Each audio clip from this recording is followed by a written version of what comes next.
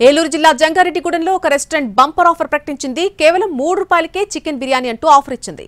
నూతనంగా ప్రారంభమైన ఈ రెస్టారెంట్లో ఉదయం 9 గంటల నుంచి మధ్యాహ్నం 12 గంటల వరకు మాత్రమే ఈ ఆఫర్ వర్తిస్తుందంటూ కండిషన్ కూడా పెట్టింది.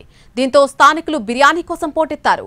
వందలాది మంది ఒక్కసారే తరలి రావడంతో క్యూ లైన్లు కిక్కిరిసిపోయాయి.